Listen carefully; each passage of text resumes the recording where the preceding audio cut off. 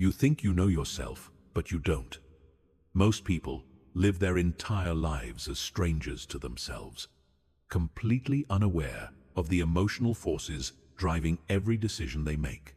They react instead of respond, get triggered by the same situations over and over, and wonder why they keep ending up in the same cycles of frustration, anxiety, and disappointment. Here's the brutal truth. If you don't understand your own emotional patterns, you're not in control of your life. Your emotions are. And until you develop true emotional intelligence, you'll continue to be a passenger in your own existence, wondering why success feels so elusive and why your relationships never seem to reach their full potential. This isn't another feel-good, self-help video about positive thinking. This is about the hard science of emotional intelligence and the practical systems you need to finally understand yourself at a deep level. By the time you finish this video, you'll have a complete framework for emotional self-mastery that most people will never discover. But here's what separates you from the 99% who will never change. You're here, you're listening, and you're about to learn something that will fundamentally alter how you operate in the world. Let's begin. Chapter 1. The Emotional Ignorance Epidemic. The average person experiences over 27,000 emotions per day, yet they can only identify and name about 12 of them accurately. Think about that for a moment. You're experiencing a constant stream of emotional data that could guide every decision you make, help you understand your deepest motivations, and show you exactly what you need to thrive. But you're functionally blind to 99.9% of it. This isn't just unfortunate, it's devastating to your potential. Emotional ignorance is the silent killer of human achievement. It's why intelligent people make terrible decisions, why capable individuals sabotage their own success, and why people with every advantage still struggle to create the life they want. The problem starts early. Our education system teaches us algebra, but not how to recognize when we're overwhelmed. We learn about the Revolutionary War, but not how to identify the difference between fear and excitement in our bodies. We memorize the periodic table, but we have no systematic understanding of our own emotional periodic table. By the time we reach adulthood, we're emotional illiterates navigating an emotionally complex world. We use primitive coping mechanisms we developed as children to handle sophisticated adult challenges. We project our unresolved emotional patterns onto every relationship and situation we encounter. We make career decisions based on unconscious fears, relationship choices based on unexamined needs, and life decisions based on emotional patterns we don't even know we have. The cost of this ignorance is staggering. Emotionally unaware, people consistently underperform their potential. They experience higher levels of stress, anxiety, and depression. Their relationships are more volatile and less satisfying. They make impulsive decisions that derail their progress. They struggle with consistency because they don't understand their own motivational patterns. But the most tragic cost is this: they never become who they're truly capable of being. They live their entire lives as a diminished version of themselves, held back not by external circumstances, but by their own emotional blindness. The research is clear. People with high emotional intelligence earn more money, have better relationships, experience less stress, and report higher levels of life satisfaction. They're more likely to be promoted, less likely to be divorced, and significantly more resilient in the face of challenges. Emotional intelligence is a better predictor of success than IQ, talent, or even work ethic. Yet, despite this overwhelming evidence, emotional intelligence remains the most neglected skill in human development. Most people spend more time learning to use their smartphone than they do learning to understand their own emotional system. They can tell you every feature of their favorite app, but they can't tell you what triggers their anxiety or what specific conditions they need to feel genuinely motivated. This epidemic of emotional ignorance isn't just a personal problem, it's a societal crisis. Emotionally unaware people make emotionally reactive decisions. They vote based on fear rather than wisdom. They parent from their own unhealed wounds. They lead organizations from their unconscious biases. They create products and policies that reflect their emotional limitations rather than human needs. But here's what the 1% understand that everyone else misses. Emotional intelligence isn't a soft skill. It's the foundation of all human effectiveness. It's not about being touchy-feely or emotionally expressive. It's about having accurate emotional data to make better decisions. It's about understanding the emotional operating system that drives human behavior. It's about developing the emotional skills to navigate complexity, influence others, and create the results you want in every area of life. The people who master emotional intelligence don't just feel better about themselves, they become more powerful. They can read situations more accurately, influence others more effectively, and respond to challenges with clarity instead of reactivity. They turn their emotions into competitive advantages rather than limiting factors. Chapter 2. The neuroscience of self-deception. Your brain is lying to you about yourself, and it's doing it for survival. Understanding this fundamental truth is the first step toward genuine self-awareness. The human brain didn't evolve for accuracy. It evolved for survival. And sometimes those two goals are in direct conflict. Every experience you have is filtered through multiple layers of unconscious processing before it reaches your conscious awareness. Your brain is constantly editing, interpreting, and reconstructing reality to fit your existing beliefs, protect your ego, and maintain your sense of psychological safety. By the time an emotion reaches your conscious mind, it has already been processed through a complex web of neural networks designed to keep you alive, not to give you accurate information about yourself. This is why self-perception is so unreliable. You're not getting raw emotional data. You're getting a heavily edited version of reality that your brain thinks will serve you best. The problem is that what served your survival as a child may be completely counterproductive as an adult. But your brain doesn't know the difference. It's still running the same protective programs it developed when you were young, vulnerable, and dependent on others for survival. The prefrontal cortex, your brain's executive center, doesn't fully develop until around age 25. This means that many of your core emotional patterns were established by neural networks that were designed for a completely different stage of life. Your adult brain is still running childhood software, and it's creating glitches in your emotional operating system that you mistake for personality traits or unchangeable aspects of who you are. Consider the negativity bias. Your brain is hardwired to focus on potential threats and problems. This was useful when humans lived in dangerous environments where missing a threat could mean death. But in the modern world, this same bias causes you to focus disproportionately on what's wrong rather than what's working. You might receive 10 compliments and 1 criticism. And guess which one your brain will replay for the next week? This isn't a character flaw. It's a design feature of your neural architecture. But understanding it allows you to compensate for it. When you know your brain is biased toward negativity, you can consciously look for positive evidence that your automatic systems are filtering out. You can develop practices that help you see a more balanced picture of reality. The confirmation bias works the same way. Your brain actively seeks information that confirms what you already believe about yourself and filters out information that contradicts those beliefs. If you believe you're not good at relationships, your brain will highlight every relationship difficulty and downplay every relationship success. If you believe you're not capable of achieving your goals, your brain will focus on every setback and minimize every progress you make. This creates self-fulfilling prophecies that keep you trapped in limiting beliefs about yourself. You think you're seeing evidence of your limitations, but you're actually seeing evidence of your brain's filtering system. The real you, with all your capabilities and potential, is being hidden from your own conscious awareness by the very organ that's supposed to help you understand yourself. The emotional memory system adds another layer of complexity.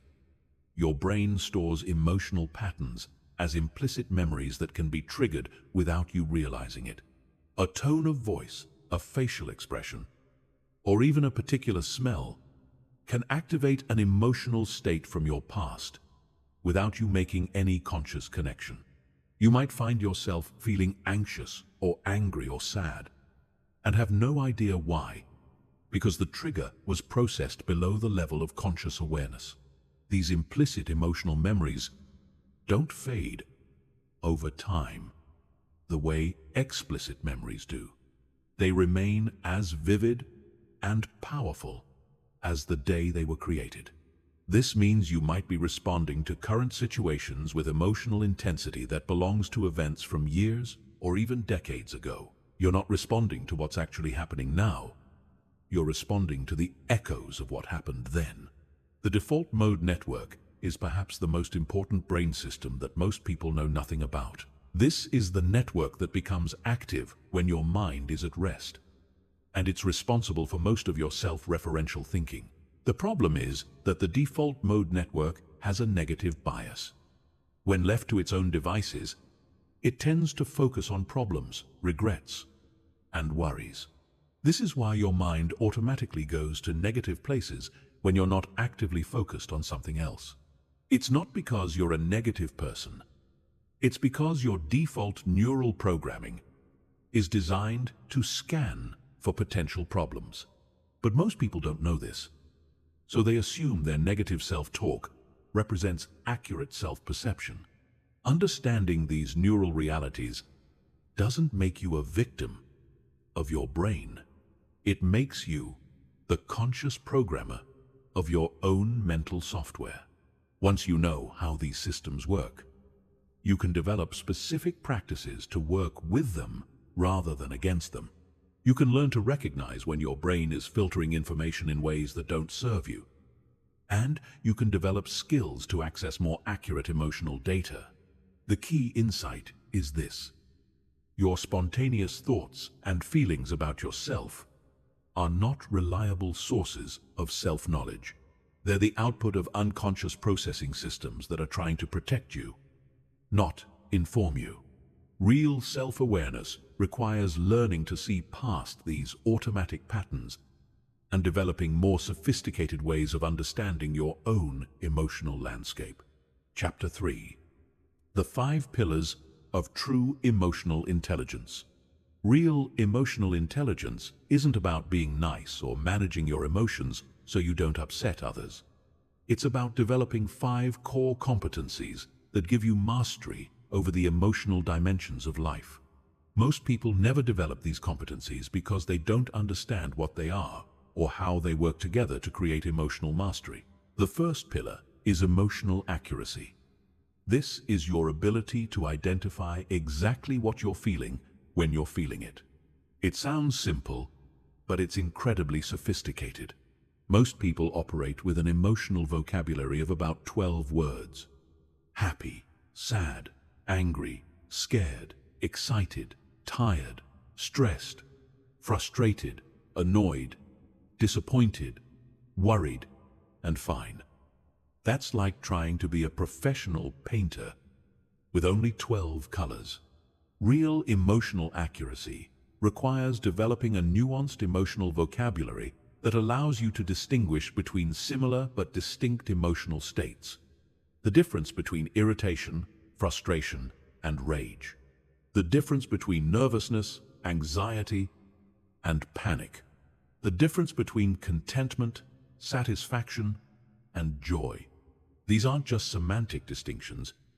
They're different emotional states that require different responses and provide different information about your needs and circumstances. Emotional accuracy also means being able to identify mixed emotions. Most emotional experiences involve multiple feelings occurring simultaneously. You might feel excited and nervous about a new opportunity, or grateful and sad about a relationship ending. People with low emotional intelligence tend to focus on only the strongest emotion and miss the subtleties that provide crucial information about the situation. The second pillar is emotional sourcing. This is your ability to understand where your emotions are actually coming from. Most people assume their emotions are direct responses to their immediate circumstances. But emotions are much more complex than that. Current emotions are often influenced by past experiences, future concerns, physical states, unconscious associations, and even seemingly unrelated factors like hunger, fatigue, or hormone levels. Emotional sourcing means being able to separate what you're feeling now from what you felt in similar situations in the past.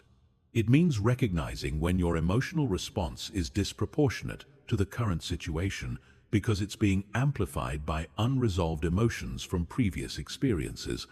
It means understanding how your physical state affects your emotional state, and how your emotional state affects your interpretation of events. People who master emotional sourcing can maintain emotional stability, even in challenging situations, because they understand that their immediate emotional response might not be giving them accurate information about the current reality. They can ask themselves, is this emotion about what's happening now, or is it about something from my past? Is this emotion about this specific situation, or is it about my general stress level? Is this emotion giving me useful information, or is it based on outdated assumptions? The third pillar is emotional regulation. This isn't about suppressing or controlling your emotions. It's about being able to influence your emotional state when it's appropriate to do so. Emotional regulation means having multiple strategies for working with different types of emotions and knowing when to use each strategy. Sometimes the right response to an emotion is to feel it fully and let it run its course. Sometimes the right response is to use cognitive strategies to reframe the situation. Sometimes the right response is to use physical techniques to shift your state. Sometimes the right response is to take action to change your circumstances. Emotional regulation means having the skills and judgment to choose the most effective approach for each situation. Advanced emotional regulation includes the ability to consciously generate specific emotional states when they would be useful. The ability to access determination when you need to push through obstacles. The ability to access calm when you need to think clearly under pressure. The ability to access empathy when you need to connect with someone who's struggling. The ability to access confidence when you need to perform at a high level. The fourth pillar is emotional communication.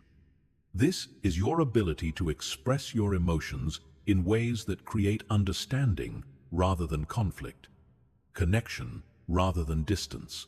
Most people either suppress their emotions completely or express them in ways that make situations worse. Emotional communication means being able to share your emotional experience in ways that inform others about your needs and perspective without making them defensive or overwhelmed. Emotional communication requires understanding the difference between emotional expression and emotional dumping. Emotional expression is conscious and intentional. You choose when, how, and with whom to share your emotional experience based on what would be most helpful for everyone involved. Emotional dumping is unconscious and reactive. You discharge your emotions onto others without considering the impact or the appropriateness. Effective emotional communication also means being able to receive others' emotions without taking them on as your own or trying to fix them immediately. It means being able to provide emotional support without getting emotionally overwhelmed yourself. It means being able to navigate emotional conversations in ways that deepen understanding and strengthen relationships. The fifth pillar is emotional leverage. This is your ability to use emotional intelligence to create better outcomes in all areas of life. Emotional leverage means understanding how emotions influence decision-making, motivation, creativity, productivity, and relationship dynamics, and using this understanding strategically.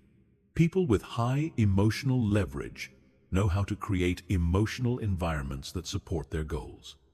They know how to motivate themselves and others by connecting activities to meaningful emotions. They know how to use emotional information to make better decisions about everything from career choices to daily priorities. They know how to read the emotional dynamics in groups and influence them in positive directions. Emotional leverage also means being able to remain emotionally centered and effective, even when others are emotionally reactive. Instead of getting pulled into other people's emotional chaos, you can maintain your own emotional stability and help create more constructive emotional environments. These 5 pillars work together to create a level of emotional mastery that most people never achieve. But they're learnable skills, not innate talents. Anyone can develop these competencies with the right understanding and consistent practice. The question is whether you're willing to do the work required to develop them. Chapter 4. The Self-Awareness Paradox. Here's the cruel irony of self-awareness. The people who need it most are the least likely to develop it, while the people who already have some degree of self-awareness are the most motivated to develop more. This creates a self-awareness paradox where the gap between emotionally intelligent and emotionally unconscious people continues to widen throughout their lives. The reason for this paradox lies in how self-awareness actually develops. Self-awareness requires the ability to observe yourself objectively, but objectivity requires some degree of emotional distance from your own experience. If you're completely caught up in your emotional patterns, you can't see them clearly enough to understand them. It's like trying to read a book while holding it against your nose. You're too close to the words to make sense of them. People with low self-awareness are typically trapped in reactive emotional states most of the time. They experience their emotions as reality rather than as information about reality. When they feel anxious, they believe the world is threatening. When they feel angry, they believe they've been wronged. When they feel sad, they believe their situation is hopeless. They're so immersed in their emotional experience that they can't step back far enough to examine it objectively. This creates a vicious cycle. The less self-aware you are, the more emotionally reactive you become. The more emotionally reactive you become, the harder it is to develop self-awareness. You become trapped in a pattern of emotional reactivity that reinforces itself and becomes increasingly difficult to break out of. But there's another layer to this paradox. Self-awareness often reveals uncomfortable truths about ourselves that our ego would prefer to keep hidden. Most people have elaborate psychological defense mechanisms designed to protect them from seeing aspects of themselves that might challenge their self-image or force them to change. These defense mechanisms include denial, rationalization, projection, and many others. They operate automatically and unconsciously to filter out information that might be threatening to our sense of self. The problem is that these same mechanisms also filter out the information we need to develop greater self-awareness. For example, if you have an unconscious belief that you're not capable of success, your defense mechanisms will work to protect this belief by filtering out evidence of your capabilities and highlighting evidence of your limitations. You might accomplish something significant, but your brain will find ways to minimize it or attribute it to luck. You might receive positive feedback, but you'll focus on the one piece of criticism. You might have opportunities for growth, but you'll find reasons why they won't work for you. This isn't conscious self-sabotage, it's unconscious self-protection. Your brain is trying to maintain psychological coherence by ensuring that your experience matches your existing beliefs about yourself. The problem is that these beliefs were often formed when you were young and had limited information about yourself and the world. They may have been protective at one point, but they become limiting as you develop new capabilities and encounter new opportunities. Breaking through this paradox requires understanding that self-awareness is fundamentally a skill of loving detachment. You have to develop the ability to observe yourself with compassion, but without identification. You have to learn to see your patterns, thoughts, and emotions as objects of awareness, rather than as definitions of who you are. This is why meditation and mindfulness practices are so valuable for developing self-awareness. They train you to observe your inner experience without getting caught up in it. You learn to notice thoughts without believing them automatically. You learn to feel emotions without being overwhelmed by them. You develop what psychologists call metacognition, the ability to think about your thinking.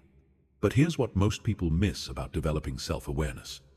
It's not a comfortable process. True self-awareness requires facing aspects of yourself that you've been avoiding. It requires acknowledging patterns that aren't serving you. It requires admitting when you've been wrong about yourself or about situations. It requires giving up stories about yourself that might be familiar but aren't accurate. This is why most self-awareness work is superficial. People want the benefits of self-awareness without the discomfort of honest self-examination. They want to understand themselves better, but only the parts of themselves that are easy to accept. They want to develop emotional intelligence, but only in ways that confirm their existing self-image.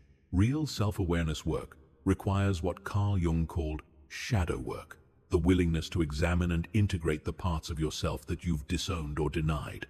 It requires looking at your patterns of self-deception, your unconscious motivations, your unhealed wounds, and your defensive strategies.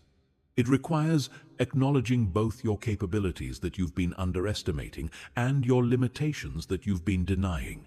The people who successfully develop high levels of self-awareness are those who become curious about their own unconscious patterns rather than defensive about them. They treat their psychological blind spots as interesting mysteries to solve rather than as threats to their self-image. They develop the courage to see themselves clearly, even when what they see doesn't match their preferred self-concept. This shift from defensive to curious is the key to breaking through the self-awareness paradox. Instead of asking, "How can I prove that I'm right about myself?" you start asking, "What don't I know about myself that might be useful to discover?"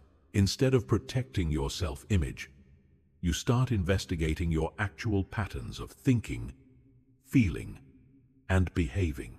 The reward for this courage is profound.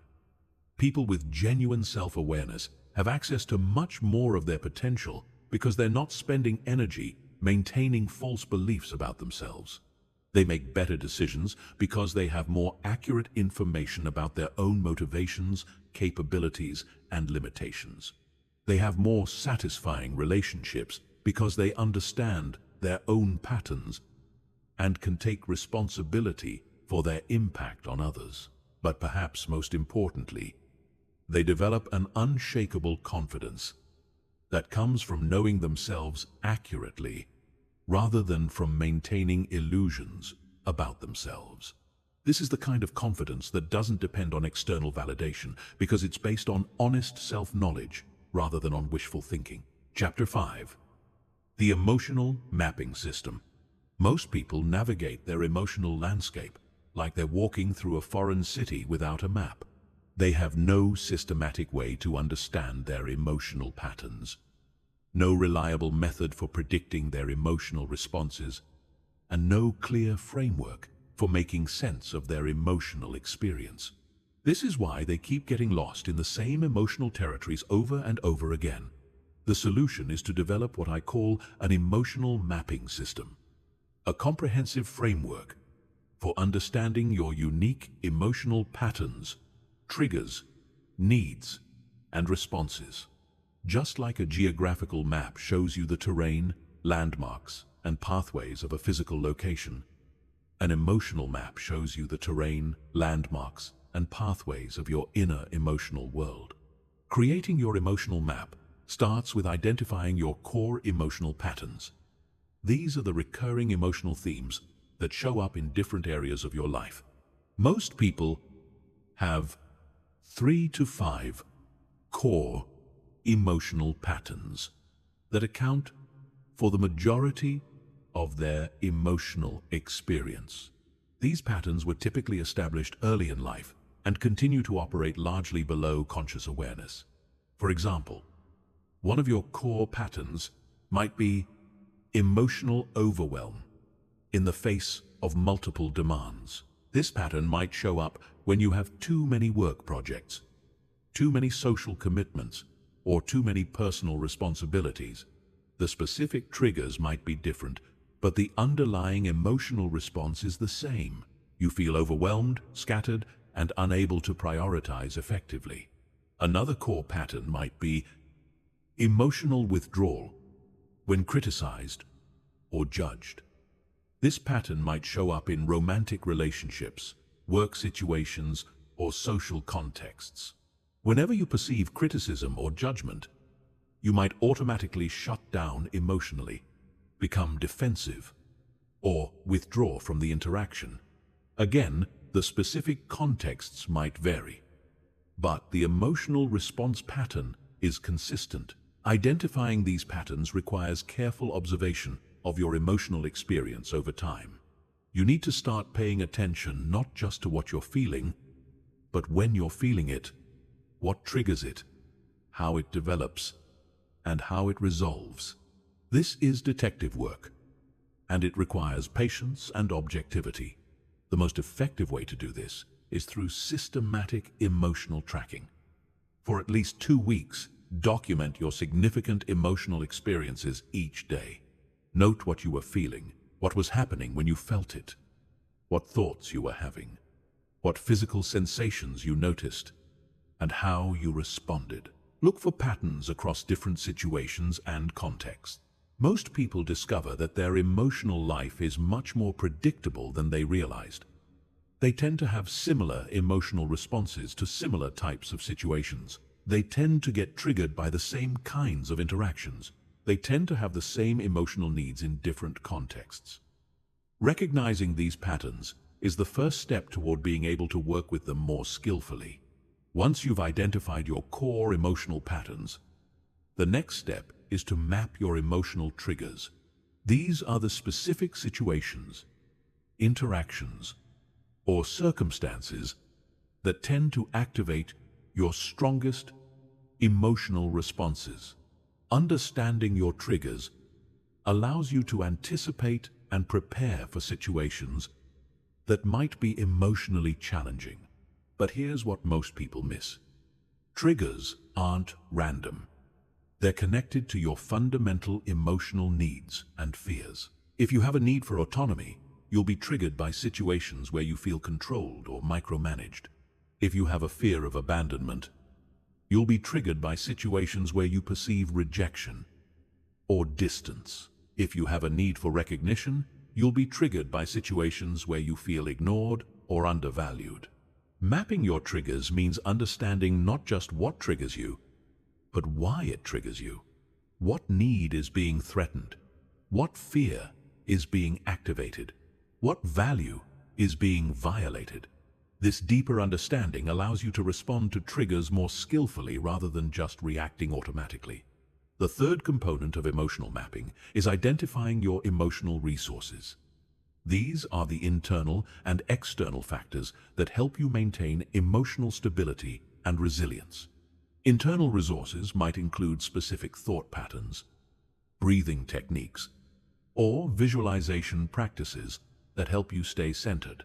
External resources might include certain people, environments, or activities that help you recharge emotionally. Understanding your emotional resources is crucial because it allows you to consciously cultivate the conditions that support your emotional well-being. Instead of leaving your emotional state to chance, you can actively create environments and practices that help you maintain optimal emotional functioning. For example, you might discover that you function best emotionally when you have adequate alone time to process your experiences. Or you might find that you need regular physical activity to maintain emotional stability. Or you might realize that certain types of music or natural environments have a powerful positive effect on your emotional state. Knowing these patterns allows you to build them into your daily routine rather than hoping they'll happen accidentally. The fourth component is mapping your emotional communication patterns. How do you typically express emotions? What emotions do you find easy to express? And what emotions do you tend to suppress? How do others typically respond to your emotional expression? What patterns of emotional communication do you fall into in different relationships? Many people have unconscious rules about which emotions are acceptable to feel and express and which aren't. These rules were often learned in childhood and may not be appropriate for adult relationships and situations. Mapping your emotional communication patterns helps you identify these unconscious rules so you can make more conscious choices about how to express your emotions. The final component of emotional mapping is understanding your emotional development edge. The areas where you have the most opportunity for growth. Everyone has emotional strengths and emotional growing edges. Your emotional growing edge might be learning to stay calm under pressure, developing greater empathy, becoming more assertive, or learning to tolerate uncertainty. Identifying your emotional development edge allows you to focus your self-development efforts on the areas that will have the greatest impact on your overall emotional intelligence. Instead of trying to improve everything at once, you can concentrate on developing the specific emotional skills that will unlock the most growth and effectiveness in your life. Creating your emotional map isn't a one-time exercise. It's an ongoing process of self-discovery and development. Your emotional patterns will evolve as you grow and change, and your map should evolve along with them. But having this systematic framework for understanding your emotional landscape will give you a level of self-knowledge that most people never develop, and it will serve as the foundation for all other aspects of emotional intelligence. Chapter 6. Mastering your emotional triggers. Your triggers are not random events that happen to you. They are predictable patterns that reveal your deepest programming. Most people experience triggers as external attacks on their peace of mind. But triggers are actually internal alarm systems that activate when specific psychological needs or fears are threatened. Understanding this distinction is the difference between being controlled by your triggers and using them as information to become more emotionally intelligent. The first step to mastering your triggers is recognizing that they exist in layers. Surface triggers are the obvious ones. The tone of voice that makes you defensive. The type of criticism that shuts you down. The specific behaviors that make you angry. But underneath every surface trigger is a deeper trigger related to your core emotional needs and fears. And underneath that is an even deeper trigger related to your fundamental beliefs about yourself, other people, and how the world works. Most people only work with surface triggers. They try to avoid situations that trigger them, or they try to control their reactions when they get triggered. But this approach keeps you trapped in a reactive cycle because you're not addressing the underlying programming that creates the trigger in the first place. For example, you might get triggered when someone interrupts you during meetings. The surface trigger is the interruption behavior, but the deeper trigger might be your need to feel heard and respected. And the deepest trigger might be a childhood belief that your voice doesn't matter unless you fight for it. Until you understand and work with all three layers, you'll keep getting triggered by interruptions, no matter how much you try to manage your reactions. The key to working with triggers effectively is learning to pause between the trigger event and your response. This pause doesn't have to be long. Even a few seconds can be enough to shift from reactive to responsive mode. But creating this pause requires training your nervous system to recognize the early warning signs of activation before you're fully triggered. Physical awareness is crucial for this. Triggers always have physical signatures that appear before the emotional reaction. Your heart rate might increase. Your breathing might become shallow. Your muscles might tense, or you might feel heat in your face or chest. Learning to recognize these early physical signs gives you a window of opportunity to intervene before you become fully reactive. During this pause, you can ask yourself 3 powerful questions that will shift you from reactive to analytical mode. First, what need of mine is being threatened right now? Second, what story am I telling myself about what's happening? Third, what response would be most effective given my actual goals for this situation? These questions engage your prefrontal cortex and help you move from emotional reactivity to strategic thinking. Instead of just reacting to what happened, you start thinking about what you want to create. Instead of being controlled by your automatic patterns, you start making conscious choices about how to respond. But here's what most people don't understand about triggers. They're not problems to be solved. They're information to be used. Your triggers are showing you exactly where you have opportunities for growth. They're highlighting the areas where you have unmet needs, unhealed wounds, or limiting beliefs that are ready to be examined and updated. This means that the goal isn't to become trigger-free, it's to become trigger-aware. The most emotionally intelligent people still experience triggers, but they use them as data rather than being controlled by them. They see triggers as invitations to understand themselves more deeply rather than as evidence that something is wrong with them. Advanced trigger work involves learning to track your triggers back to their origin stories. Every trigger pattern was created during a specific period of your life when you developed beliefs and strategies to protect yourself from emotional pain. Understanding the origin story helps you recognize when you're operating from outdated programming that no longer serves you.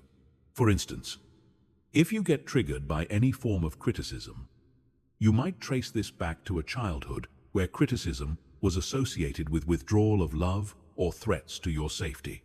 The trigger made perfect sense in that context, but now it's preventing you from receiving feedback that could help you grow. Understanding the origin story allows you to update your programming with more current and accurate information about your safety and capabilities. The ultimate mastery of triggers involves learning to transform them into sources of power. Instead of being weakened by trigger situations, you learn to use them as opportunities to demonstrate your emotional strength and wisdom. You learn to stay centered and effective even when others are trying to trigger you intentionally or unintentionally. This transformation requires developing what I call trigger immunity. Trigger immunity doesn't mean you don't notice trigger situations. It means you don't lose access to your higher capabilities when they occur. You can acknowledge that someone is behaving in a way that historically would have triggered you, while simultaneously maintaining your emotional equilibrium and strategic thinking. People with trigger immunity have a tremendous advantage in all areas of life. They can navigate difficult conversations without getting defensive. They can receive criticism without taking it personally. They can deal with unreasonable people without becoming unreasonable themselves. They can maintain their vision and values even when others are trying to pull them into reactive dynamics. Chapter 7. The Science of Emotional Regulation. Emotional regulation is not about controlling your emotions. It's about developing a sophisticated relationship with your emotional experience that allows you to influence your internal state in service of your goals and values. Most people approach emotional regulation from a place of emotional warfare, trying to suppress, ignore, or override their emotions through willpower. This approach not only doesn't work, it actually makes emotional reactivity worse over time. The science of emotional regulation starts with understanding that emotions are not problems to be solved. They're information systems that are designed to help you navigate complex social and environmental situations. Every emotion you experience contains valuable data about your needs, your values, your safety, and your relationships. The goal of emotional regulation is to access this information while maintaining the ability to choose how you respond. Effective emotional regulation happens on 3 levels: physiological, cognitive, and behavioral. Most people only work on one level, which is why their regulation strategies are inconsistent and often ineffective. True emotional mastery requires developing skills on all 3 levels and learning to coordinate them strategically. Physiological regulation involves working directly with your nervous system to influence your emotional state. Your emotions are not just psychological experiences, they're full-body experiences that involve changes in heart rate, breathing patterns, muscle tension, hormone levels, and brain chemistry. Learning to work with these physiological components gives you direct access to your emotional state that doesn't require going through cognitive or behavioral strategies. The most powerful physiological regulation technique is controlled breathing. Your breath is the only part of your autonomic nervous system that you can consciously control, and it has immediate effects on your emotional state. Slow, deep breathing activates your parasympathetic nervous system, which promotes calm and clear thinking. Rapid, shallow breathing activates your sympathetic nervous system, which promotes alertness and energy. But here's what most people miss about breath work. Different breathing patterns create different emotional states.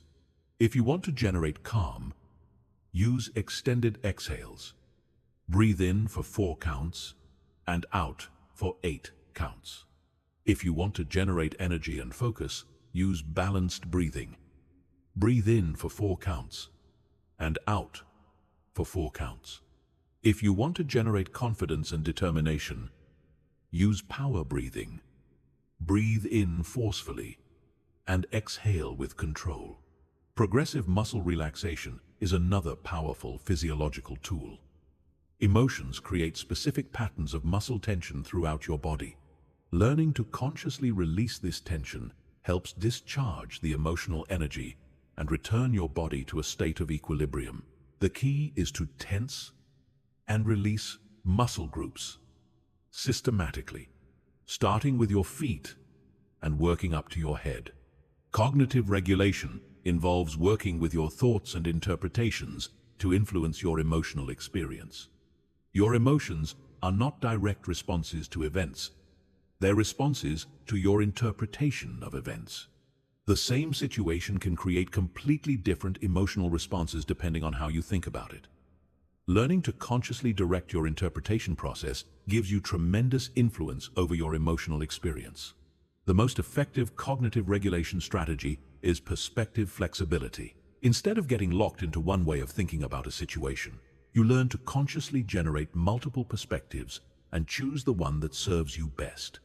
If you're feeling anxious about a presentation, you can choose to focus on the opportunity to share valuable information rather than on the possibility of making mistakes. If you're feeling angry about someone's behavior, you can choose to focus on their underlying needs rather than on their annoying actions. Reframing is another powerful cognitive tool. Reframing involves finding a more empowering or useful way to think about your circumstances. If you're facing a setback, you can reframe it as a learning opportunity. If you're dealing with a difficult person, you can reframe the interaction as a chance to practice your patience and communication skills. If you're feeling overwhelmed by responsibilities, you can reframe them as opportunities to grow your capabilities. Behavioral regulation involves using your actions to influence your emotional state. Your behavior doesn't just express your emotions, it creates them.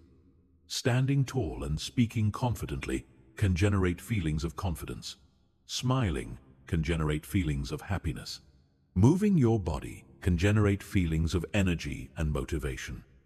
Learning to use your behavior strategically allows you to create the emotional states that support your goals.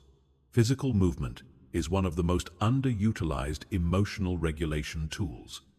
Emotions create energy that wants to be expressed through movement. When you suppress this movement, you trap the emotional energy in your body, which creates chronic tension and reactivity. Learning to discharge emotional energy through appropriate movement helps you process emotions more quickly and completely. The key to advanced emotional regulation is learning to match your regulation strategy to your specific situation and goals. Sometimes, the most effective approach is to feel an emotion fully and let it run its course. Sometimes the most effective approach is to shift your state immediately using physiological or behavioral techniques. Sometimes the most effective approach is to work with your thoughts and interpretations. Emotional regulation mastery also involves developing what I call state flexibility. the ability to access different emotional states based on what would be most useful for your current situation. If you're about to have a difficult conversation, you might want to access a state of calm confidence. If you're working on a creative project, you might want to access a state of curious excitement. If you're comforting someone who's upset, you might want to access a state of warm empathy. The ultimate goal of emotional regulation is not to be emotionally flat or controlled. It's to be emotionally responsive, able to feel deeply, while maintaining your capacity for wise action. People with advanced emotional regulation skills experience the full spectrum of human emotions, but they don't get hijacked by them. They can be angry without being destructive, sad without being depressed, excited without being reckless, and afraid without being paralyzed. Chapter 8. Reading the emotional climate of others. Most people are walking around broadcasting their emotional state through dozens of subtle signals that they're completely unaware of, while simultaneously being completely oblivious to the emotional signals that others are sending them. This emotional blindness is one of the biggest barriers to effective relationships, successful leadership, and social influence. Learning to read the emotional climate of others gives you a massive advantage in every social situation. The foundation of reading others emotionally is understanding that emotions are full-body experiences that leak out through multiple channels simultaneously. While people can consciously control their words and even some of their facial expressions, they have much less control over their body language, vocal patterns, energy levels, and micro-expressions. Learning to read these unconscious signals gives you access to people's actual emotional experience, rather than the version they're trying to present. The first level of emotional reading is physiological observation. Every emotion creates specific changes in breathing patterns, posture, muscle tension, skin color, and movement patterns. Anxiety typically shows up as shallow breathing, tense shoulders, and restless movement. Anger shows up as deeper breathing, forward-leaning posture, and controlled but intense movement. Sadness shows up as slower breathing, slumped posture, and decreased movement overall. But here's what most people miss. These physiological signals appear before the conscious emotional expression. Someone might say they're fine while their body is already showing signs of stress or frustration. Learning to read these early signals allows you to respond to people's actual emotional state rather than their stated emotional state. Vocal patterns are another rich source of emotional information. Emotions don't just affect what people say, they affect how they say it. Stress typically raises vocal pitch and increases speaking speed. Depression typically lowers vocal pitch and decreases speaking speed. Excitement increases volume and vocal variety. Anxiety creates vocal tension and hesitation patterns. The key is to establish a baseline for each person by observing their normal vocal patterns when they're in a neutral emotional state. Then noticing deviations from that baseline. If someone who typically speaks quickly starts speaking slowly, or someone who typically speaks softly starts speaking loudly, these changes are giving you information about their emotional state. Facial micro-expressions provide the most accurate emotional information, but they're also the most difficult to read because they happen so quickly. Micro-expressions are brief, involuntary facial expressions that reveal true emotions before they can be consciously controlled or masked. They typically last for less than a half second, but they provide extremely accurate information about what someone is actually feeling. The 7 universal micro-expressions are happiness, sadness, anger, fear, surprise, disgust, and contempt. Learning to recognize these expressions gives you insight into people's emotional experience that goes far beyond what they're willing or able to tell you consciously. But mastering micro-expression reading requires extensive practice and training because the signals are so brief and subtle. Energy patterns are perhaps the most important but least understood aspect of emotional reading. Every person carries a distinct energetic signature that changes based on their emotional state. Some people's energy becomes heavy and dense when they're sad or depressed. Other people's energy becomes sharp and intense when they're angry or frustrated. Still, others become scattered and chaotic when they're anxious or overwhelmed. Learning to read energy patterns requires developing what I call energetic sensitivity. The ability to notice how you feel when you're around different people in different emotional states. Your own emotional system is actually picking up information about other people's emotional states. But most people dismiss these impressions as imagination or projection. The second level of emotional reading involves understanding emotional context. People's emotions are not just individual experiences, they're responses to their social and environmental context. Learning to read the emotional climate of groups, organizations, and environments gives you crucial information about the dynamics that are influencing everyone involved. Group emotional climates have their own patterns and rhythms that are distinct from individual emotions. A team might have an underlying anxiety about an upcoming deadline that affects everyone's behavior, even when they're not consciously aware of it. A family might have an unspoken sadness about a loss that influences all their interactions. A company might have a pervasive fear about financial stability that creates tension in every meeting. Reading group emotional climates requires stepping back from individual interactions and noticing the overall emotional atmosphere. What emotions are being expressed? What emotions are being avoided? What emotions seem to be influencing decisions and behavior even when they're not being discussed directly? The third level of emotional reading involves understanding emotional patterns over time. Most people focus only on immediate emotional states, but the most valuable information comes from tracking emotional patterns across multiple interactions and contexts.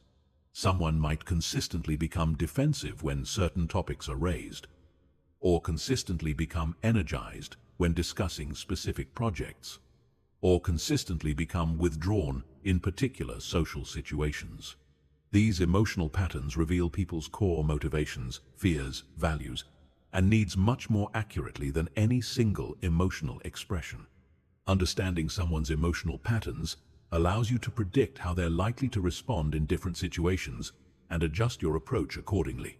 Advanced emotional reading also involves understanding emotional contagion, the tendency for emotions to spread from person to person through unconscious mimicry and mirror neuron activation. When you're in the presence of someone who's highly emotional, your own emotional state will be influenced by theirs unless you're consciously protecting your emotional boundaries. This creates both opportunities and challenges. On the positive side, you can consciously project emotional states that will influence others in positive directions. By maintaining your own emotional stability and projecting calm confidence, you can help stabilize emotional chaos in groups and relationships. On the negative side, if you don't protect your emotional boundaries, you can be pulled into other people's emotional reactivity and lose your own emotional equilibrium. The ultimate mastery of emotional reading involves developing what I call emotional translation skills, the ability to understand what people's emotions are telling you about their needs, fears, motivations, and decision-making processes. Anger often indicates that someone's boundaries or values have been violated. Anxiety often indicates that someone feels uncertain about their ability to handle upcoming challenges. Sadness often indicates that someone has experienced or anticipates loss. Understanding these emotional translations allows you to respond to people's underlying needs rather than just their surface behaviors. Instead of getting defensive when someone is angry, you can address the boundary violation that's driving their anger. Instead of dismissing someone's anxiety, you can provide the reassurance or information they need to feel more capable. Instead of avoiding someone's sadness, you can acknowledge their loss and offer appropriate support. Chapter 9. Influence through emotional intelligence. Most people think influence is about logical arguments, persuasive techniques, or personal charisma. But the real foundation of influence is emotional intelligence. People make decisions based on emotions, and then use logic to justify those decisions. Understanding this fundamental truth about human psychology gives you a massive advantage in every situation where you need to influence others' thoughts, feelings, or behaviors. The first principle of emotional influence is that you must manage your own emotional state before you can effectively influence others. If you're anxious, frustrated, or emotionally reactive, you'll unconsciously transmit that energy to others, and they'll become defensive or resistant. But if you're emotionally centered, confident, and genuinely interested in creating value for others, they'll feel that energy and be more open to your influence. This is why the most influential people focus more on their internal state than on their external techniques. They understand that influence flows from who you're being, not just what you're saying or doing. Before entering any influence situation, they take time to center themselves emotionally and connect with their genuine intention to serve the other person's best interests. The second principle is that effective influence requires emotional calibration. The ability to read and respond to others' emotional states in real time. Different people respond to different emotional approaches. Some people are motivated by excitement and possibility. Others are motivated by security and stability. Some people respond to logical analysis. Others respond to emotional stories and personal connection. Learning to calibrate your emotional approach to match each person's emotional preferences dramatically increases your influence effectiveness. This doesn't mean being manipulative or fake. It means being emotionally intelligent enough to communicate in ways that resonate with how the other person naturally processes information and makes decisions. Emotional calibration starts with observation. Before trying to influence someone, spend time understanding their emotional patterns. What gets them excited? What makes them nervous? What do they value most deeply? What are their core emotional needs and fears? This information tells you much more about how to influence them effectively than any demographic or personality data.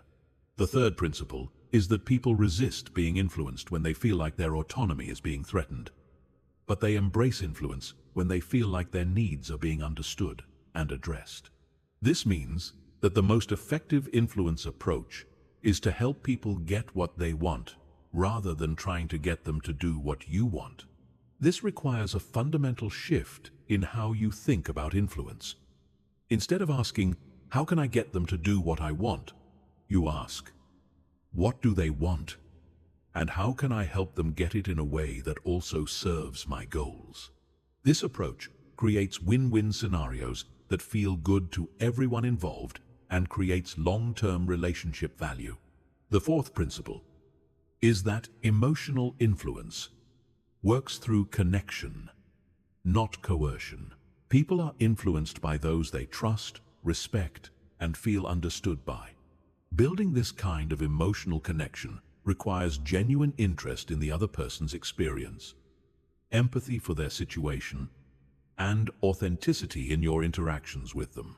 Emotional connection is built through active listening, empathetic responses, and genuine curiosity about the other person's perspective. When people feel truly heard and understood, they naturally become more open to your ideas and suggestions.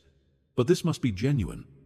People can sense when you're just pretending to care about their experience while actually focused on your own agenda. The fifth principle involves understanding and working with emotional decision-making patterns. Most people think they make decisions rationally, but research shows that all human decisions are fundamentally emotional. Even apparently logical decisions are based on emotional preferences that are then supported by logical reasoning. Understanding this allows you to influence by connecting your proposals to people's emotional motivations rather than just their logical interests. If someone values security, you frame your proposal in terms of how it will increase their stability and reduce their risks. If someone values achievement, You frame it in terms of how it will help them accomplish important goals. If someone values connection, you frame it in terms of how it will improve their relationships. Advanced emotional influence involves understanding and working with unconscious emotional patterns. Most people have predictable emotional triggers that influence their decisions below the level of conscious awareness. Understanding these patterns allows you to present your ideas in ways that naturally align with their unconscious decision-making processes. For example, if someone has an unconscious need to feel important, you can frame your proposal in terms of the leadership opportunity it represents. If someone has an unconscious fear of being left out, you can frame it in terms of the community and belonging it offers. If someone has an unconscious need for control, you can frame it in terms of the autonomy and choice it provides. The key to ethical emotional influence is ensuring that your influence serves the other person's genuine best interests, not just your own agenda. When you use emotional intelligence to help people make decisions that truly serve their goals and values, you're providing valuable service. When you use it to manipulate people into decisions that primarily serve your interests, you're being manipulative. The difference is in your intention and in the outcome. Ethical emotional influence creates value for everyone involved and strengthens relationships. Manipulative influence creates value for you at the expense of others and damages trust and relationships over time. The highest level of emotional influence involves becoming someone that others naturally want to follow and support. This happens when you consistently use your emotional intelligence to create value for others. When you maintain high emotional integrity in all your interactions, and when you develop the emotional presence that inspires confidence and trust. People with this level of emotional influence don't have to work hard to persuade others. Their reputation for emotional wisdom and genuine care for others' well-being precedes them. Others seek out their opinions, trust their judgment, and naturally align with their vision and values. This is influence through attraction rather than persuasion, and it's the most powerful and sustainable form of influence that exists. Chapter 10. Building unshakable emotional resilience. Emotional resilience is not about being tough enough to handle anything that life throws at you. It's about developing the internal resources and skills to recover quickly from emotional challenges and to maintain your effectiveness, even under pressure. Most people confuse emotional resilience with emotional numbness or suppression, but true resilience actually requires greater emotional sensitivity, not less. The foundation of emotional resilience is emotional flexibility, the ability to experience the full range of human emotions without being derailed by any of them. Resilient people feel their emotions deeply, but they don't get stuck in them. They can be sad without being depressed, angry without being destructive, afraid without being paralyzed, and disappointed without being defeated. This flexibility comes from understanding that emotions are temporary experiences, not permanent states. No matter how intense an emotion feels in the moment, it will eventually change if you allow it to run its natural course. Resilient people have learned to surf their emotions rather than being swept away by them. The first pillar of emotional resilience is developing a strong emotional identity that's independent of your circumstances. Most people's emotional well-being depends entirely on external factors. What happens to them, how others treat them, whether they're succeeding or failing in their goals. This creates enormous vulnerability because you have limited control over external circumstances. Resilient people develop an internal emotional foundation that remains stable regardless of what's happening around them. This doesn't mean they don't care about external circumstances. It means they don't derive their core emotional security from them. They know who they are, what they value, and what they're capable of, independent of their current situation or other people's opinions of them. Building this internal foundation requires doing the deep work of understanding your core values, developing your capabilities, and healing any emotional wounds that make you dependent on external validation for your sense of worth. It's about becoming emotionally self-sufficient, able to generate the emotional states you need from internal resources rather than external circumstances. The second pillar is developing emotional processing skills that allow you to work through difficult emotions efficiently and completely. Most people either suppress their emotions or get overwhelmed by them, both of which create emotional residue that accumulates over time and reduces resilience. Effective emotional processing involves allowing yourself to feel emotions fully while maintaining enough perspective to understand what they're telling you and what response would be most helpful. It's about having a conscious relationship with your emotional experience rather than being unconsciously controlled by it. The key to healthy emotional processing is learning to distinguish between primary and secondary emotions. Primary emotions are your direct response to what's happening.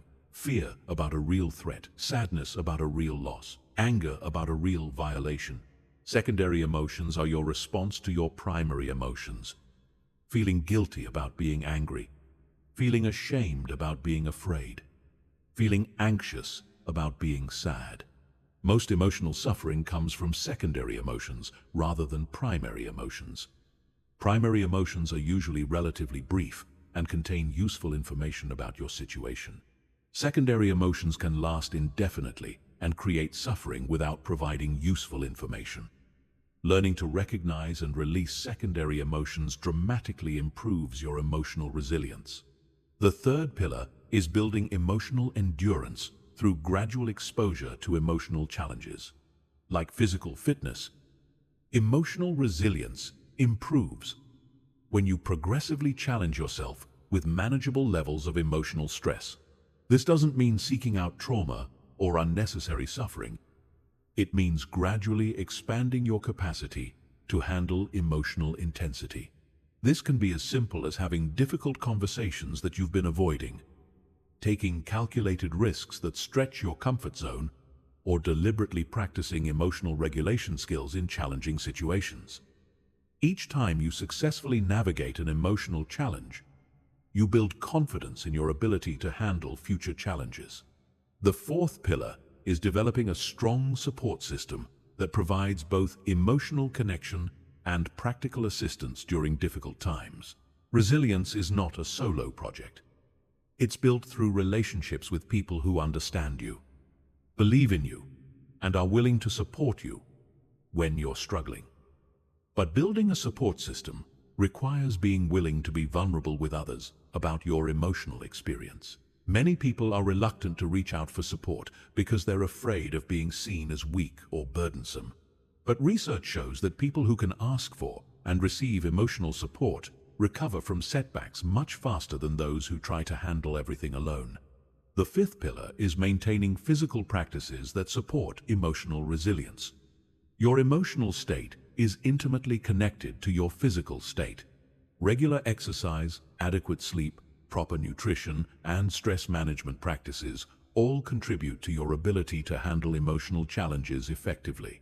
Physical practices also provide concrete ways to discharge emotional energy and regulate your nervous system. When you're emotionally activated, physical movement helps process the energy rather than letting it build up as chronic tension. When you're emotionally depleted, rest and restoration help rebuild your emotional resources. The sixth pillar is developing meaning-making frameworks that help you find purpose and growth in difficult experiences. Resilient people don't just survive challenges, they use them as catalysts for growth and development. They have frameworks for understanding adversity as information, obstacles as opportunities, and setbacks as setups for comebacks. This doesn't mean being naive about genuine difficulties or pretending that bad things are actually good. It means developing the cognitive and emotional skills to extract value from difficult experiences and use them to become stronger, wiser, and more capable. The ultimate goal of emotional resilience is not to become invulnerable to emotional pain, but to develop such confidence in your ability to handle whatever life brings that you stop limiting yourself out of fear of emotional discomfort. When you know you can handle anything emotionally, you become free to take the risks, pursue the relationships, and chase the dreams that will create the life you really want. Resilient people don't experience less emotional pain than others. They experience it more skillfully. They feel their emotions fully, process them effectively, learn from them quickly, and return to emotional equilibrium faster. This allows them to engage more fully with life because they're not constantly protecting themselves from potential emotional pain. Building emotional resilience is a lifelong practice, not a destination. There's always more capacity to develop, always new emotional challenges that will stretch your capabilities, and always opportunities to deepen your emotional wisdom. But every step you take in building your emotional resilience makes you more capable of creating the life you want and helping others do the same. Chapter 11. Emotional intelligence in relationships. Most people think good relationships happen when you find the right person. But the truth is that good relationships happen when you become the right person. Your level of emotional intelligence determines the quality of every relationship in your life, and most people are unconsciously sabotaging their relationships because they lack the emotional skills to navigate human connection successfully. The foundation of relationship emotional intelligence is understanding that every interaction is an emotional exchange. You're constantly giving and receiving emotional energy, and the quality of this exchange determines whether relationships grow stronger or weaker over time. Most people are unconscious of this exchange, which means they're accidentally creating negative emotional experiences for others without realizing it. The first principle of relationship emotional intelligence is emotional responsibility. This means taking full ownership of the emotional impact you have on others, regardless of your intentions. Most people focus on what they meant to communicate rather than what they actually communicated. But in relationships, impact matters more than intention. Emotional responsibility requires developing the awareness to notice how your emotional state affects others. If you're stressed, anxious, or frustrated, that energy transmits to the people around you and influences their emotional experience. If you're calm, confident, and genuinely interested in others, that energy also transmits and creates positive emotional experiences. This doesn't mean you have to be artificially positive or suppress your authentic emotions. It means being conscious of your emotional state and taking responsibility for managing it in ways that serve your relationships rather than damage them. If you're going through a difficult time, you can be honest about that without dumping your emotional chaos onto others. The second principle is emotional attunement, the ability to accurately sense and respond to others' emotional states. Most people are so focused on their own emotional experience that they miss the subtle emotional signals that others are constantly sending. This creates disconnection and misunderstanding, even in close relationships. Emotional attunement requires developing the sensitivity to notice changes in others' energy, mood, and emotional needs. It means paying attention to what's not being said as much as what is being said. It means recognizing when someone needs emotional support, space, encouragement, or simply to be heard without being fixed or advised. But here's what most people miss about emotional attunement. It's not about becoming emotionally responsible for others' feelings. It's about being responsive to their emotional experience. The difference is crucial. Emotional responsibility for others creates codependency and resentment. Emotional responsiveness creates connection and intimacy. The third principle is emotional boundaries. Many people confuse emotional intelligence with having no emotional boundaries. But the opposite is true. Healthy emotional boundaries are essential for maintaining your emotional well-being while still being emotionally available to others. Emotional boundaries mean knowing where your emotions end and others' emotions begin. It means being able to empathize with someone's pain without taking on their pain as your own. It means being supportive without becoming emotionally enmeshed. It means caring without caretaking. People who lack emotional boundaries often become emotional sponges, absorbing everyone else's emotional states and losing touch with their own emotional needs. They think they're being loving and supportive, but they're actually creating unhealthy relationship dynamics where others become dependent on them for emotional regulation. The fourth principle is emotional communication mastery. This goes far beyond just expressing your emotions clearly. It involves understanding how to share your emotional experience in ways that create intimacy rather than distance, understanding rather than defensiveness, and resolution rather than conflict. Emotional communication mastery requires understanding the difference between emotional expression and emotional dumping. Emotional expression is conscious, intentional, and considerate of the other person's capacity to receive what you're sharing. Emotional dumping is unconscious, reactive, and overwhelming for the other person. Effective emotional communication also involves learning to receive others' emotions without immediately trying to fix, change, or minimize them. Most people are uncomfortable with others' difficult emotions and rush to offer solutions or reassurances that actually shut down emotional connection. Learning to be present with others' emotions without needing to change them is one of the most powerful relationship skills you can develop. The fifth principle is conflict transformation. Every relationship will have conflict, but emotionally intelligent people use conflict as an opportunity to deepen understanding and strengthen connection rather than as a battle to be won or avoided. Conflict transformation requires understanding that most relationship conflicts are not about the surface issue being argued about. They're about underlying emotional needs that aren't being met. Someone who gets angry about dishes not being done isn't really angry about dishes. They're feeling unappreciated or unsupported. Someone who gets defensive about being late isn't really defending their time management. They're feeling criticized or controlled. Learning to identify and address the underlying emotional dynamics transforms conflict from destructive to constructive. Instead of arguing about the symptoms, you address the actual needs and fears that are driving the conflict. This creates solutions that actually resolve the underlying tension rather than just temporarily suppressing it. Advanced relationship emotional intelligence involves understanding and working with attachment styles. Everyone has unconscious patterns of how they form and maintain emotional bonds with others. And these patterns were largely established in childhood based on early caregiving experiences.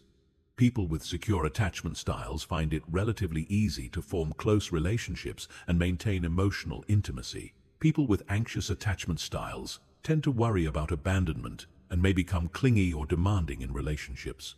People with avoidant attachment styles tend to be uncomfortable with emotional closeness and may withdraw when relationships become too intimate. Understanding your own attachment style and recognizing others' attachment styles allows you to navigate relationships with much greater skill and compassion. You can recognize when someone's behavior is coming from attachment insecurity rather than taking it personally. You can adjust your approach to provide the specific type of reassurance or space that different attachment styles need. The ultimate goal of relationship emotional intelligence is creating what researchers call secure, functioning relationships. These are relationships where both people feel emotionally safe to be fully authentic, where conflicts are resolved in ways that strengthen rather than weaken the bond, and where each person's individual growth is supported rather than threatened by the relationship. Secure, functioning relationships don't happen accidentally. They're created by people who have developed the emotional intelligence to navigate the complex dynamics of human connection skillfully. They require ongoing attention, conscious effort, and continued growth in emotional awareness and skill. But the reward is profound. People who master relationship emotional intelligence experience deeper intimacy, more satisfying connections, and more resilient relationships that can weather the inevitable challenges of life. They become people that others feel safe to be vulnerable with, which creates the foundation for truly meaningful human connection. Chapter 12. Emotional intelligence in leadership and influence. The most powerful leaders in history were not necessarily the smartest, the most charismatic, or even the most skilled in their particular field. They were the ones who understood how to work with the emotional dimensions of human motivation and behavior. Emotional intelligence is not just helpful for leadership. It's the foundation of all effective leadership. Traditional leadership models focus on strategy, vision, and execution. But they miss the fundamental reality that all human behavior is emotionally driven. People don't follow leaders because of their logical arguments or strategic brilliance. They follow leaders who make them feel capable, valued, and inspired. They follow leaders who understand their emotional needs and can create emotional environments that bring out their best performance. The first pillar of emotionally intelligent leadership is emotional modeling. As a leader, your emotional state becomes the emotional thermostat for your entire team or organization. If you're anxious, that anxiety spreads throughout your team. If you're confident and calm under pressure, that stability spreads as well.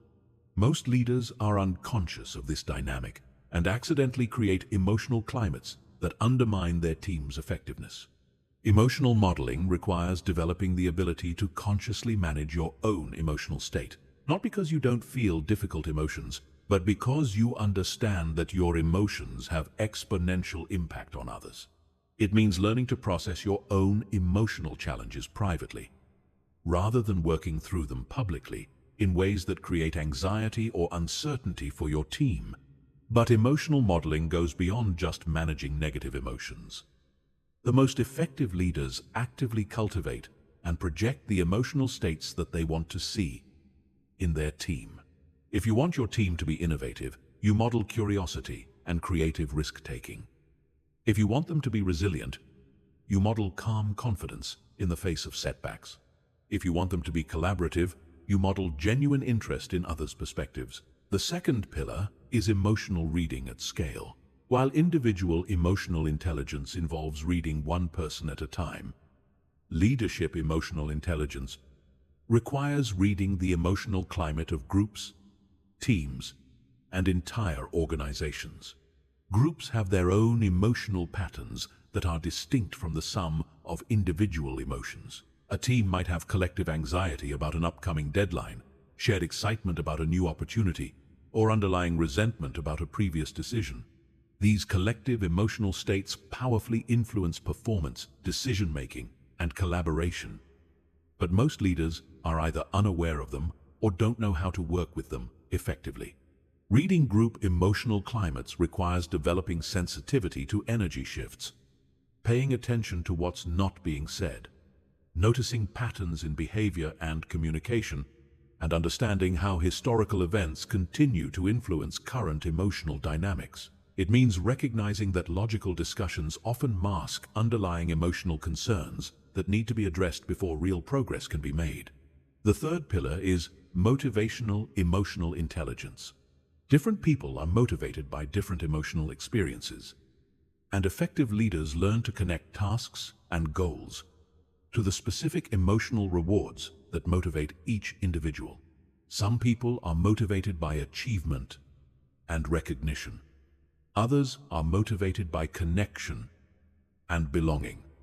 Still, others are motivated by autonomy and mastery.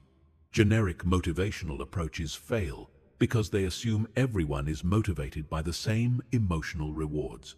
Emotionally intelligent leaders take time to understand each person's unique motivational profile and find ways to connect their responsibilities to their core emotional drivers.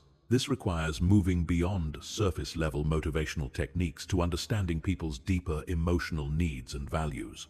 It means having conversations about what work feels meaningful, what types of recognition feel valuable, what kinds of challenges feel energizing rather than overwhelming, and what environmental factors support their best performance.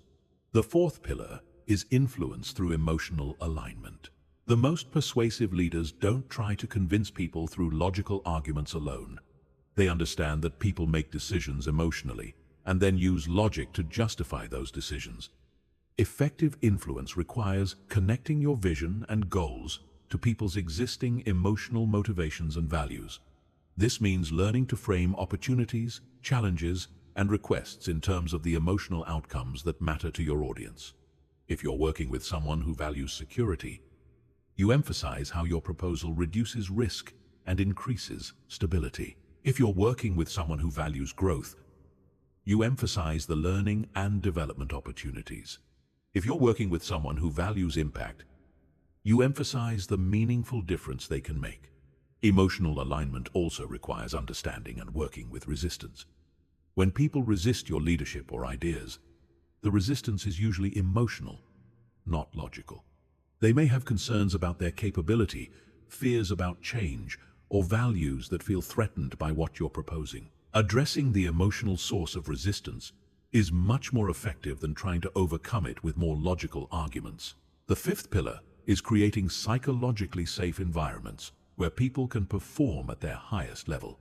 Psychological safety is the feeling that you can be authentic, take risks, ask questions, and make mistakes without fear of negative consequences to your status or career. Research shows that psychological safety is the strongest predictor of team performance across all industries and contexts. Creating psychological safety requires emotional intelligence because it's fundamentally about managing the emotional climate of your team or organization. It means responding to mistakes with curiosity rather than criticism. It means encouraging questions and dissenting opinions rather than demanding conformity. It means supporting people through challenges rather than withdrawing support when they struggle. But creating psychological safety doesn't mean avoiding difficult conversations or lowering performance standards. It means having those conversations in ways that feel supportive rather than threatening, and maintaining high standards while providing the emotional support that helps people reach those standards. The sixth pillar is navigating organizational politics with emotional intelligence. Every organization has complex webs of relationships, competing interests, and informal power structures that operate largely through emotional dynamics. Leaders who try to navigate these dynamics through logic alone often find themselves isolated or ineffective. Emotionally intelligent leaders understand that organizational politics are fundamentally about human emotions. Pride, fear, ambition, loyalty, resentment, and hope. They learn to read these emotional undercurrents and work with them skillfully rather than trying to ignore them or wish them away. This doesn't mean being manipulative or playing political games. It means understanding the emotional needs and concerns of different stakeholders and finding ways to address them while still achieving your organizational goals. It means building genuine relationships based on mutual respect and shared values, rather than trying to control outcomes through force or manipulation.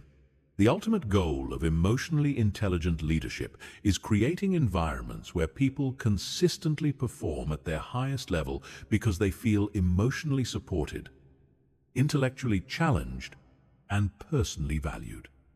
This creates sustainable high performance that doesn't depend on external pressure or artificial motivation.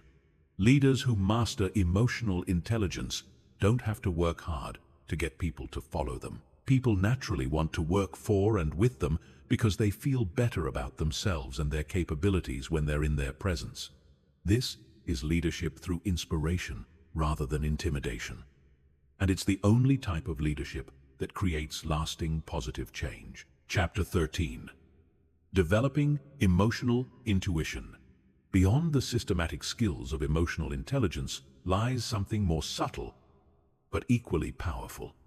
Emotional intuition.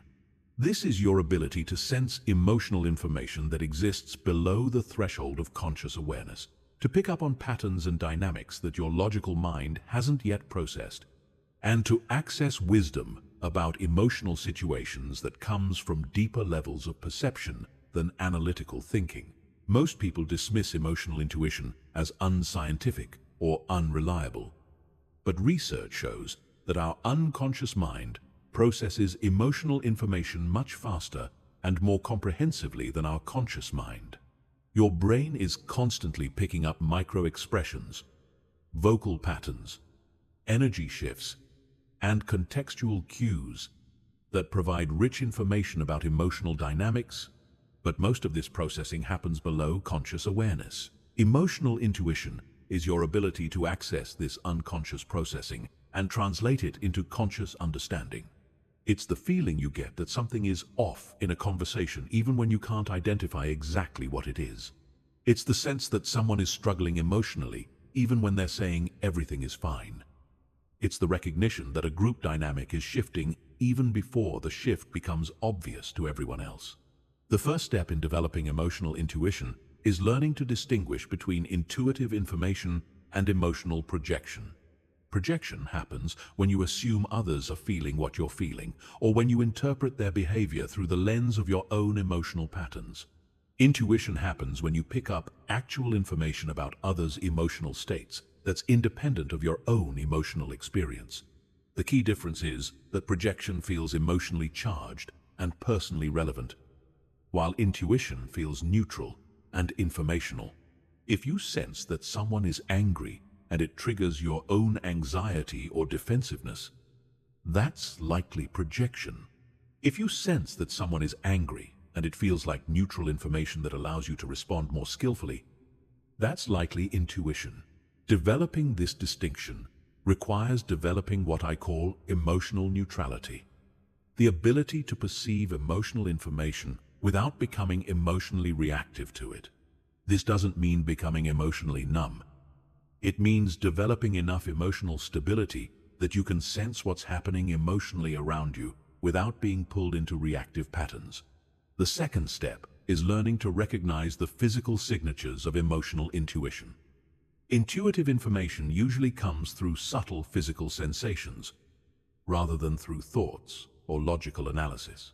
You might feel a tightness in your chest when someone is being inauthentic, a heaviness in your stomach when someone is depressed, or a restless energy when someone is anxious.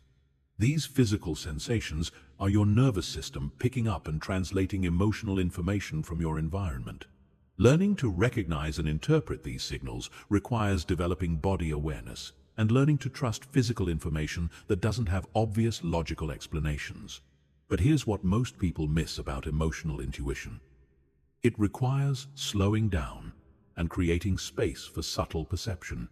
In our fast-paced, cognitively focused culture, most people are moving too quickly and thinking too much to pick up subtle emotional information. Emotional intuition emerges in moments of stillness, presence, and receptive awareness. This means that developing emotional intuition requires cultivating practices that quiet your mental activity and increase your present moment awareness. This might include meditation, mindfulness practices, time in nature, or any activity that helps you shift from analytical thinking to receptive awareness. The third step is learning to work with emotional resonance. This is the tendency for your own emotional system to mirror and amplify the emotional states of others. When you're around someone who's anxious, you might start feeling anxious yourself. When you're around someone who's depressed, you might start feeling heavy and low energy.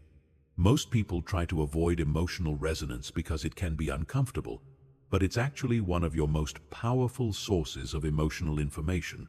Learning to allow temporary emotional resonance while maintaining enough emotional boundaries to avoid getting stuck in others' emotional states gives you incredible insight into what others are experiencing. This requires developing what I call permeable boundaries. The ability to open yourself to others' emotional experience when it's useful, while maintaining the ability to return to your own emotional center when you're done. Gathering information. It's like being a tuning fork that can pick up and amplify different frequencies without permanently changing its own resonant frequency. The fourth step is developing pattern recognition for emotional dynamics. Over time, as you pay attention to emotional information, you'll start recognizing patterns that repeat across different people and situations. You'll notice that certain types of emotional dynamics tend to unfold in predictable ways, that certain emotional states tend to lead to certain behaviors, and that certain interventions tend to shift emotional dynamics in positive directions.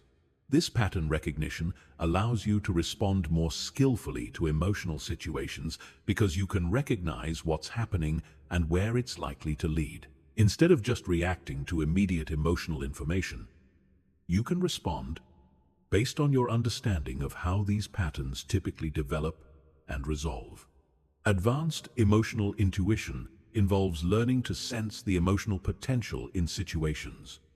Not just what's happening emotionally now, but what could happen under different conditions. You might sense that a team has the potential for much greater collaboration if certain emotional barriers were addressed. You might recognize that a relationship could become much more intimate if both people felt safer being vulnerable.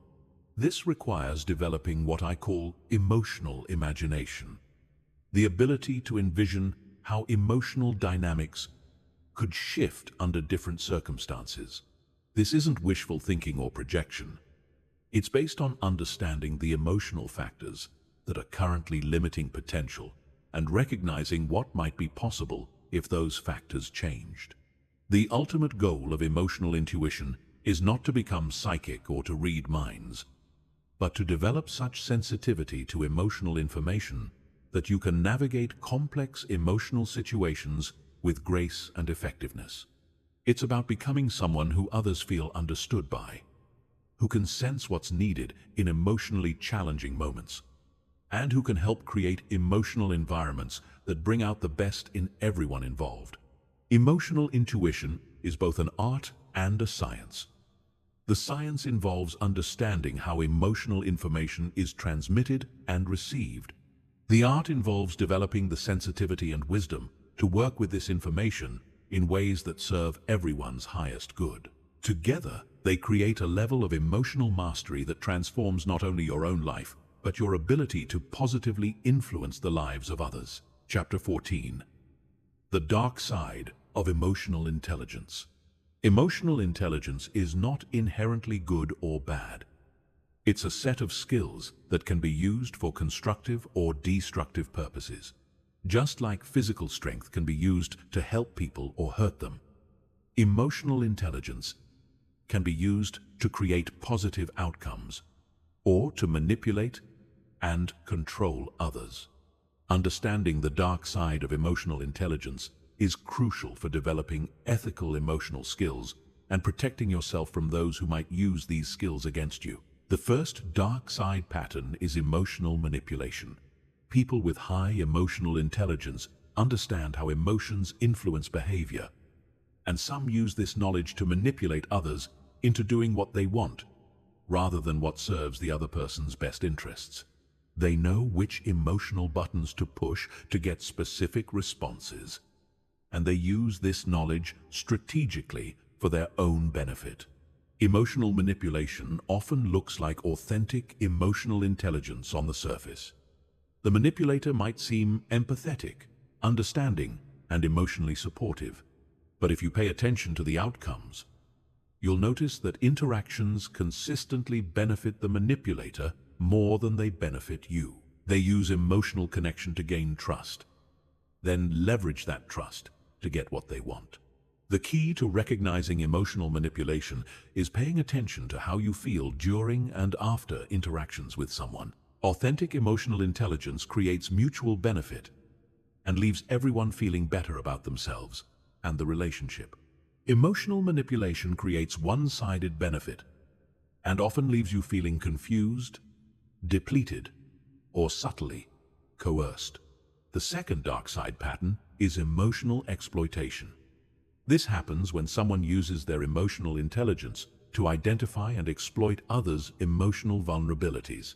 They might prey on someone's need for approval, fear of abandonment, or desire for connection to get them to make decisions that serve the exploiter's agenda.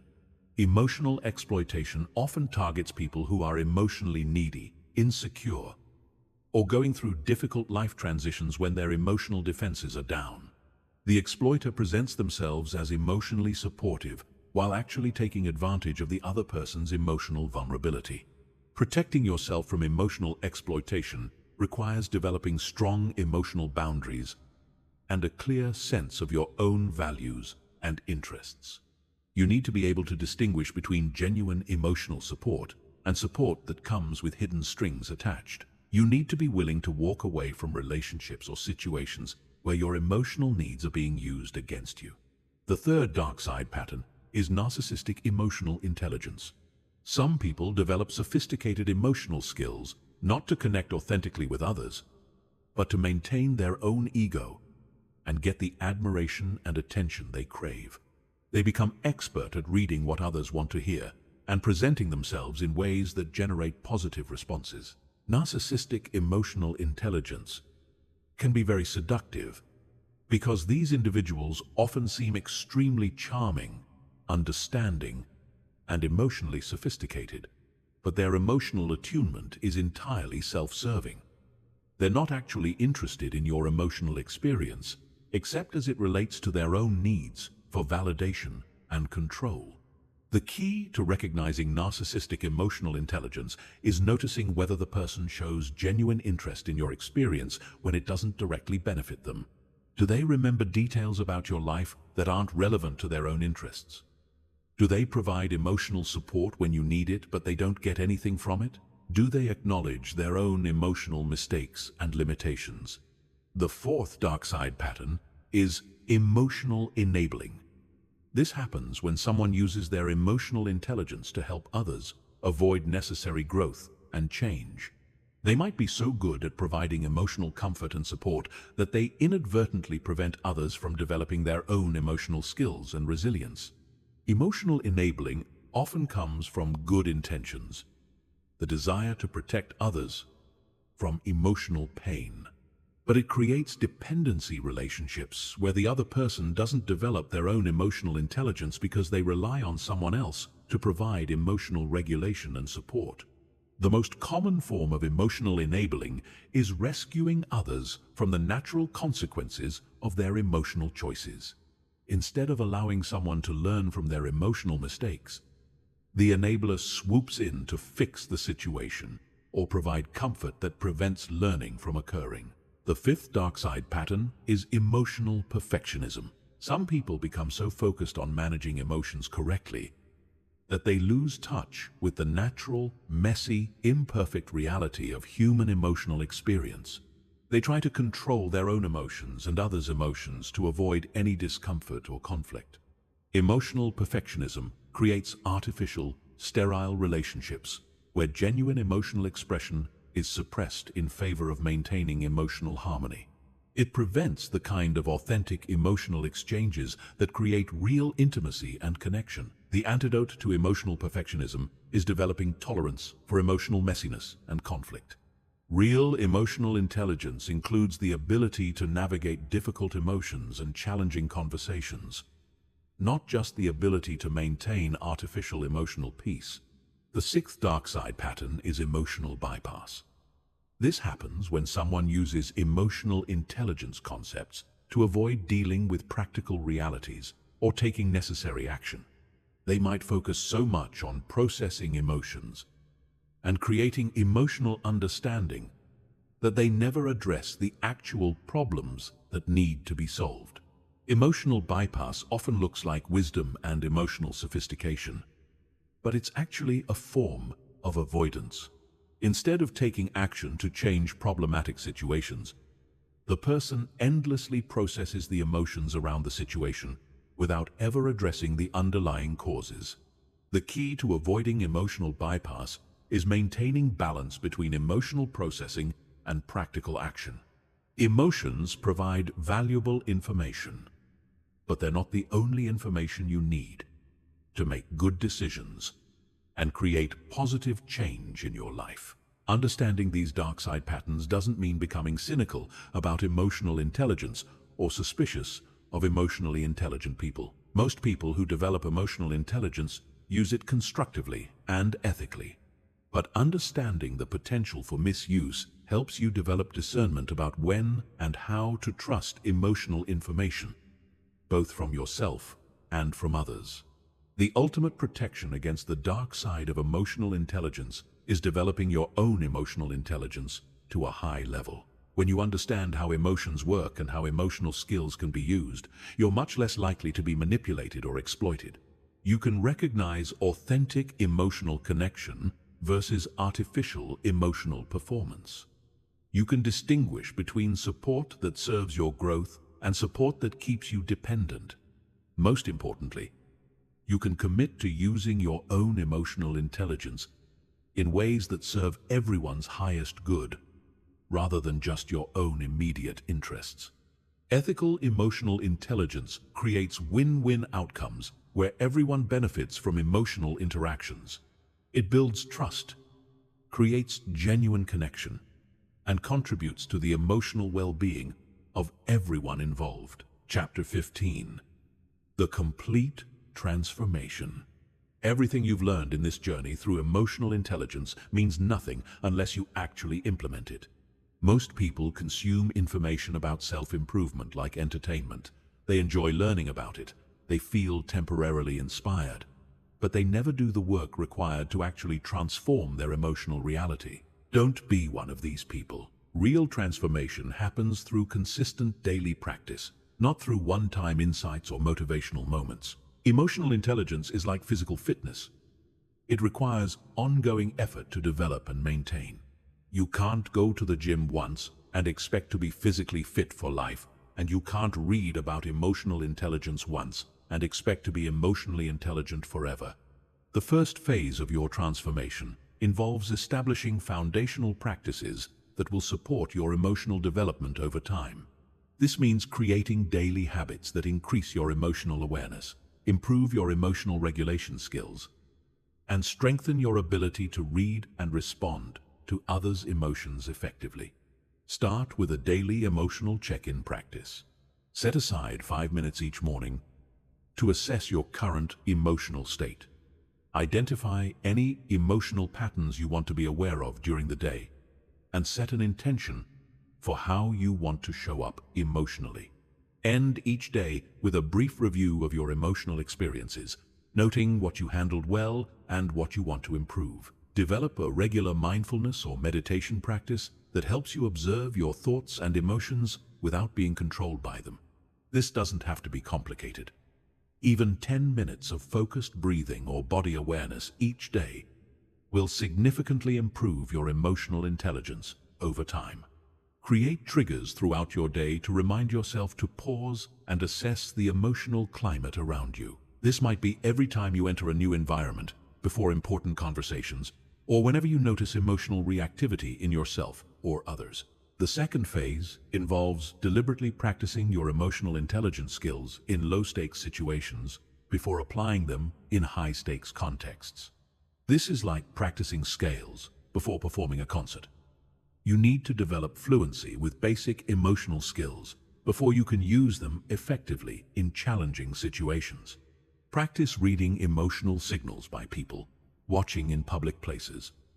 Observe body language, facial expressions, vocal patterns, and energy levels.